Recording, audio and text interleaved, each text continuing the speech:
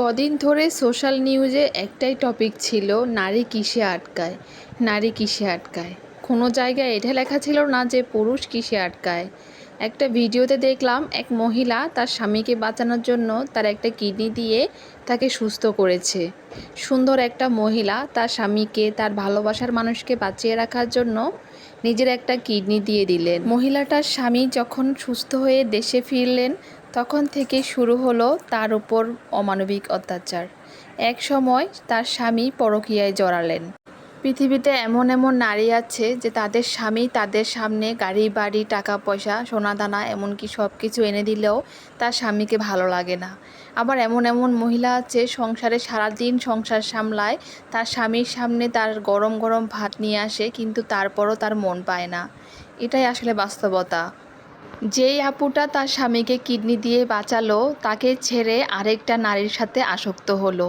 এটাই কি আসলে জীবন?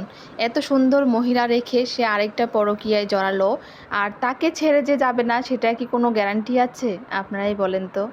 তাই আমার মতে প্রত্যেকটা মেয়ের উচিত তার পায়ের নিচের জমি শক্ত করা, নিজে কিছু উপার্জন করা, নিজের পায়ে দাঁড়ানো। কারণ প্রত্যেকটা মেয়ের স্বামী তো আর ভালো হয় না যে বলবে আমি মারা যাওয়ার পরে তোমার ভবিষ্যতের জন্য তোমার কাছে কিছু রেখে গেলাম। তাই সকল মেয়েরই উচিত নিজের জন্য কিছু সঞ্চয় করে রাখা। সো হ্যালো এভরিওয়ান, কেমন আছেন সবাই? আশা করি আজকের ভিডিওটি আপনাদের কাছে খুব ভালো লাগবে। চলে এসেছি রেগুলারে কিছু ভিডিও নিয়ে, আমার নিত্যদিনের কাজকর্ম।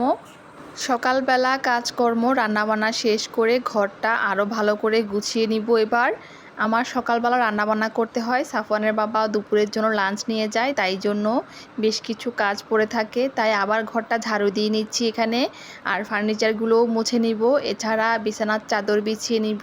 নতুন বিছানার চাদর কিনেছিলাম, সেটা সুন্দর করে বিছিয়ে নিব। ঘরটা সুন্দর করে সাজানো গোছানো থাকলে নিজের কাছেই ভালো লাগে। রুমটা সুন্দর করে ঝাড়ু দিয়ে এবার বিছানার চাদরটা চেঞ্জ করে নিব। এক সপ্তাহ হয়ে গেছে বিছানার চাদরটা বিছিয়ে রেখেছিলাম, এটাই বিছিয়ে নেব সুন্দর করে।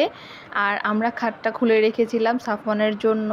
ও যেহেতু একটু খেলাধুলা দুষ্টুমি বেশি করে, তাই আমরা এইভাবেই থাকছি। যখন প্রয়োজন হবে আবার খাটটা লাগিয়ে নিব। এই তো আমার ছোট্ট সংসারটা সুন্দর করে গুছিয়ে নিলাম। আজ আর সাফওয়ানকে নিয়ে